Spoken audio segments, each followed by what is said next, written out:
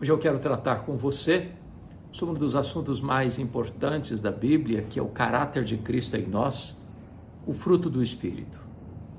Eu quero me reportar ao texto de Gálatas, capítulo 5, versos 22 e 23. Note que não são os frutos do Espírito, mas o fruto do Espírito. Enquanto as obras da carne estão no plural, porque elas são produzidas por nós mesmos, o fruto do Espírito é o fruto porque não são vários frutos, é um fruto só, como que uma laranja com vários gomos, mas é um só fruto porque é obra do Espírito Santo. Então, o fruto do Espírito é, na verdade, a reprodução do caráter de Cristo em nós. É a própria vida de Cristo refletida em nossa vida. Nós não produzimos esse fruto. Nós não temos o poder e nem a seiva em nós mesmos para produzirmos esse fruto. Esse fruto é uma obra exclusiva do Espírito Santo. E o ministério do Espírito Santo, a obra do Espírito Santo, é esculpir em nós o caráter de Cristo. A Bíblia nos informa lá em Romanos 8, 29, que Deus nos predestinou para sermos conformes à imagem de seu Filho, a fim de que ele seja o primogênito entre muitos irmãos. De tal maneira que a vida cristã, rumo à maturidade, à estatura do varão perfeito, é nós nos conformarmos, é nós nos imitarmos aquele que é o varão perfeito, que é o padrão da santidade maior, é Jesus Cristo. Então, alcançamos esta maturidade, caminhamos rumo a esta maturidade pela obra do Espírito Santo em nós. E esse é o fruto do Espírito, que agora Paulo, na sua carta aos Gálatas, capítulo 5, versos 22 e 23, vai nos apresentar. O primeiro fruto do Espírito é amor. Mas o fruto do Espírito é amor. O amor não é apenas o maior dos mandamentos. O amor não é apenas o cumprimento da lei. O amor é uma espécie de prova dos 9, de que somos de fato discípulos de Jesus. Nisto conhecerão todos que sois meus discípulos, se tiverdes amor uns pelos outros. Quem ama é nascido de Deus, porque Deus é amor. Quem não ama, não é nascido de Deus. Quem ama vive na luz, porque Deus é luz e Deus é amor. Porém, aquele que não ama ainda está nas trevas. Então, a Bíblia chega a dizer que você pode dar todos os seus bens, você pode até entregar o seu corpo para ser queimado, mas se isso não for motivado pelo amor, nada disso aproveita. A pergunta é, você ama? O fruto do Espírito é amor. O segundo fruto que está aqui, que é um gomo desse único fruto, é alegria. O fruto do Espírito é a alegria. E a alegria é a marca do cristão. A alegria não é uma opção, é um mandamento, é uma ordem. A Bíblia diz, alegrai-vos sempre no Senhor. O Evangelho que nos alcançou é boa nova de grande alegria. O reino de Deus que está dentro de nós é a alegria, no Espírito Santo. O fruto do Espírito é a alegria. A ordem de Deus é alegrai-vos. E a alegria do Senhor é a nossa força. Então, a alegria não é um sentimento. A alegria não é uma emoção. A alegria do cristão não é apenas presença de coisas boas ou ausência de coisas ruins. A alegria do cristão é uma pessoa. É Jesus. Quando ele habita em nós, pela fé, quando ele tem todas as chaves da nossa vida, o resultado é alegria. E diz a Bíblia que os discípulos de Jesus, mesmo presos, açoitados, saíam de lá com alegria, pela honra e o privilégio de sofrerem por causa do Evangelho, não apenas de pregarem o Evangelho. Então esta é a alegria maiúscula, robusta, superlativa, abundante, que o apóstolo Pedro chamou de alegria indizível e cheia de glória. Mas agora vem o terceiro gomo desse fruto, versículo 22, Mas o fruto do Espírito é paz. E esta paz não é trégua. Esta paz coexiste com as lágrimas. Esta paz também não é um sentimento. Esta paz também não é cessação de todas as pressões, não é inexistência de tempestade. É paz apesar da tempestade. Então, esta verdadeira paz é você saber que apesar da tempestade, o Senhor Jesus está no controle da situação. Você tem serenidade, você tem descanso. A Bíblia fala de 2 tipos de paz. Primeiro, paz com Deus. Está lá em Romanos, capítulo 5, verso 1. Justificados, pois, mediante a fé, temos paz com Deus, por intermédio de nosso Senhor Jesus Cristo. Esta paz trata do nosso relacionamento com Deus no que tange a sermos reconciliados com Deus. Estamos reconciliados com Deus. Esta paz não tem a ver com emoção, tem a ver com status diante de Deus. Você agora é filho de Deus, herdeiro de Deus, desfruta da paz com Deus. O outro tipo de paz está lá em Filipenses capítulo 4, versículo 7. E a paz de Deus, que excede todo entendimento, guardará o vosso coração e a vossa mente em Cristo Jesus.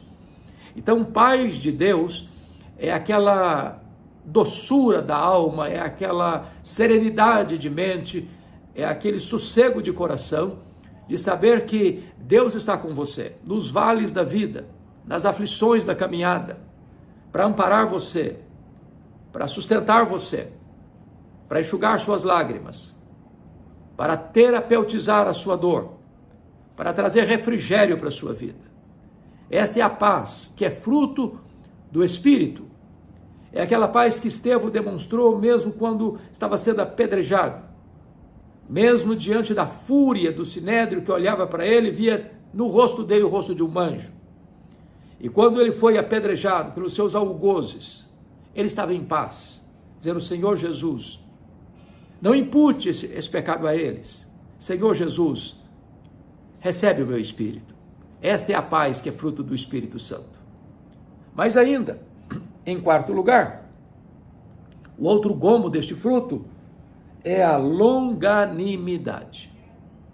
E longanimidade é uma palavra linda, macrotimia, que traz a ideia de ânimo longo, de ânimo espichado ao máximo. Pensa comigo numa borracha que você estica, estica, estica, estica, ainda dá para esticar um pouco mais. Isso é ânimo longo. É a pessoa que não perde a estribeira, é a pessoa que não é estupim curto, é a pessoa que não é pólvora seca pura, é a pessoa que não reage de forma destemperada, descontrolada, desgovernada. Esta pessoa só reage assim se o Espírito Santo produzir nela esse fruto. A palavra macrotimia tem a ver com paciência triunfadora com pessoas difíceis. Como é que você lida com essas questões? Não é uma questão de ação, é uma questão de reação. Há muitas pessoas que lidam muito bem quando as pessoas tratam bem.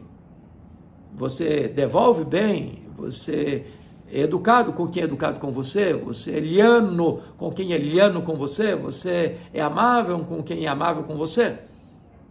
Mas e quando alguém fere você? E quando alguém é injusto com você? Quando alguém fala mal de você? Como é que você reage? Paga o mal com o mal? Devolve na mesma moeda? A Bíblia diz que quando o Espírito Santo opera em nós, o caráter de Cristo, a marca da nossa vida é longanimidade. É você ter o mesmo ânimo longo que Jesus teve, que não devolveu ultraje com ultraje, que mesmo podendo fulminar seus inimigos apenas com um olhar, com uma palavra, com um gesto, ele não devolveu ultraje com ultraje. Ele pagou o mal com o bem. Mesmo pregado na cruz e vendo os carrascos que cuspiram no seu rosto e esbordoaram a sua cabeça, ele ora e diz: Pai, perdoa-lhes, porque não sabem o que fazem. Longanimidade. Mas vamos ao outro gomo deste fruto do Espírito, que é benignidade. Benignidade tem a ver com aquilo que é benigno, que não é maligno. É o contrário de maligno, é benigno. É aquela pessoa que pensa o bem, fala o bem, age em favor do bem, reage para implementar o bem. É aquela pessoa que não tem dolo, maldade, que arma nos bastidores, que orquestra por trás das cortinas. Não é aquela pessoa que joga verde para colher maduro. Não é aquela pessoa que trama, urde, orquestra contra o outro. É aquela pessoa que, nas suas palavras, há um bom propósito. Nas suas ações, há um bom propósito. Nas suas reações, há um bom propósito. Nas suas intenções, há um bom propósito. Em que todo o seu agir, todo o seu pensar, todo o seu falar, todo o seu reagir é tomado, é carimbado, é regido pela benignidade. Você tem sido benigno. Essa tem sido a marca da sua vida.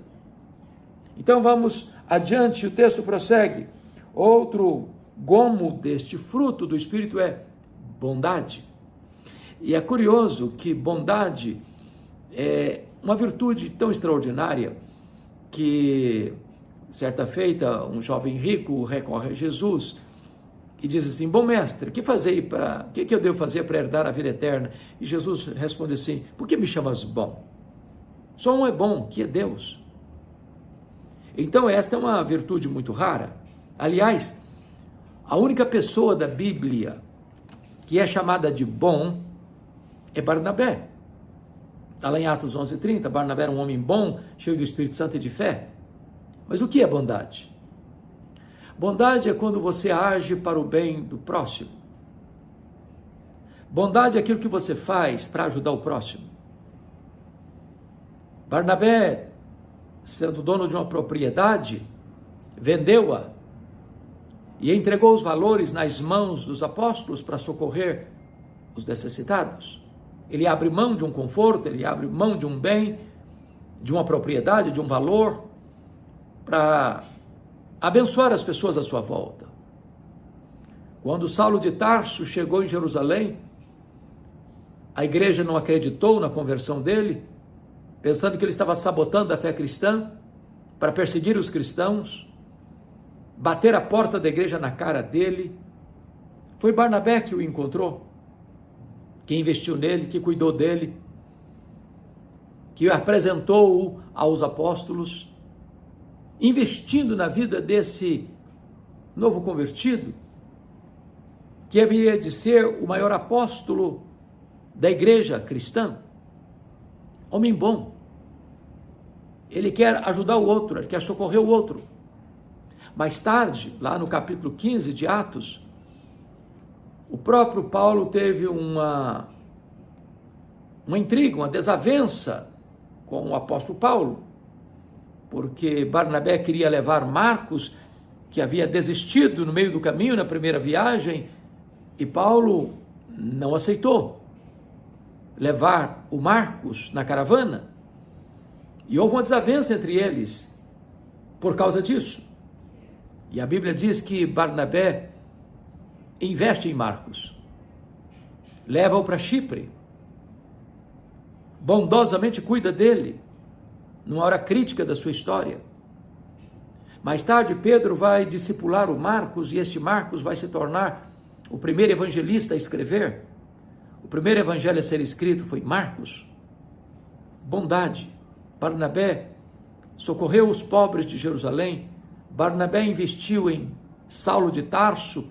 Depois de 10 anos que ele estava no molho lá em Tarso, Barnabé chegou em Antioquia e, vendo a graça de Deus prosperar, lembrou-se de Saulo e foi lá buscá-lo. Este homem que não olha o outro como concorrente, este homem que não olha o outro com inveja, porque ele está crescendo mais, prosperando mais, ficando mais evidente do que ele. Esta é a marca de um homem bom. ele pensa no outro mais que em si. Ele investe o melhor de si no outro, porque a marca dele é bondade. E a Bíblia diz que Deus é bom. E nós precisamos demonstrar isso no nosso caráter, revelando Cristo em nós, exercendo bondade. Mas o texto prossegue e fala de um outro gomo deste fruto do Espírito, que é fidelidade. Esta ideia não só de uma fé que confia, é pistes, a palavra grega. E a ideia basicamente é esta mesma, de fé, de confiança. Esta fidelidade de você crer que o que Deus falou é isso mesmo, é a verdade absoluta, incontornável. E então, fidelidade é quando você crê que o que Deus falou é verdade. É quando você também agora empenha a sua palavra e cumpre. Fidelidade é alguém que é confiável, em quem você pode depositar todas as fichas, sabendo que ele é íntegro, ele é honesto, ele é fiel, ele é confiável. Deus é confiável, Deus é fiel. Promessa de Deus e realidade são a mesma coisa. A nossa palavra deve ser sim, sim, não, não.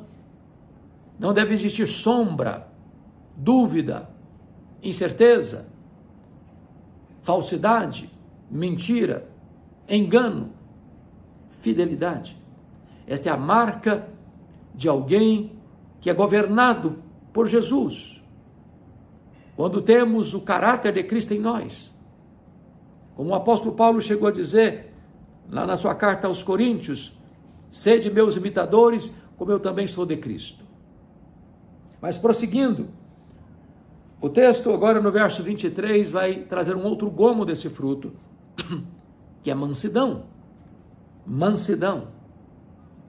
A palavra mansidão foi usada primitivamente para aquele animal que não era ainda domesticado, sobretudo na época onde as pessoas tinham seus campos para lavrar e usavam o arado, usavam juntas de bois. Era preciso primeiro amansar esse boi, domesticá-lo, para que pudesse ser útil, porque o boi tem força, tem capacidade, mas se ele não é adestrado, ele vai usar essa força para o mal, para rebelar-se, e não vai produzir o resultado desejado, o trabalho importante que precisa ser feito. Ou pensa comigo num potro selvagem, está lá no campo. Montar neste animal pode ser um desastre, pode provocar um acidente. É preciso que haja um profissional, um amansador de cavalos, para domesticá-lo. E aí você põe freio na boca dele. E depois que ele está amansado, domesticado, até uma criança pode montar e não correr nenhum risco. Manso significa que é alguém que tem o controle, é alguém que, mesmo tendo força, tem controle, é alguém que, podendo reagir intempestivamente, ou abruptamente, ou raivosamente, ou de forma até violenta, não o faz. É manso, não é frouxo, não é fraco, é manso. Mansidão é poder sob controle. Mansidão é capacidade de reagir de uma maneira violenta e reage de maneira mansa, dócil. Foi o que Jesus Cristo fez. Ele diz: aprendei de mim, porque sou manso e humilde de coração. Então isso é fruto do Espírito, a mansidão. Os mansos herdarão a terra, disse Jesus. Bem-aventurados os mansos, porque eles herdarão a terra. Não é o violento, não é o bravo, não é o intempestivo, não é o que anda com arma em punho, não é o que fala bravatas. Não, é o manso que herdará a terra. Mas vamos concluir com o último gomo deste fruto do Espírito, que é domínio próprio. Veja bem que esta é uma das marcas mais importantes para os relacionamentos. Há pessoas que não têm domínio próprio. E a Bíblia diz que é mais importante um homem ter domínio próprio do que um guerreiro que conquista uma cidade. Há pessoas valentes que fazem dobrar diante da sua espada ou diante da sua bravura multidões. São bravos, são fortes, são poderosos, são ameaçadores, oprimem, matam, prendem, provocam e praticam injustiça, violência. Mas é muito mais forte aquele que controla a si mesmo do que aquele que controla os outros. Domínio próprio. É de você controlar não as suas ações apenas, mas sobretudo as suas reações.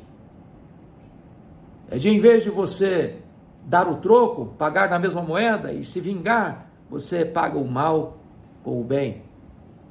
Você vence o mal com golpes de bondade, porque você tem domínio próprio. Você tem autocontrole. Você não terceiriza as suas emoções. Você está debaixo do controle do Espírito, expressando o caráter de Cristo. Por isso você tem domínio próprio. Paulo conclui sobre o fruto do Espírito dizendo assim, no verso 23, contra estas coisas não há lei. Aí sim você tem o caráter de Cristo. Aí sim você tem o domínio e o controle do Espírito Santo. Aí sim você é um varão que chegou à plenitude da estatura do varão perfeito. Você tem maturidade cristã. Deus abençoe você. Eu espero que esta breve reflexão sobre o fruto do Espírito possa ter edificado, consolado e abençoado a sua vida. Um grande abraço. Deus te abençoe.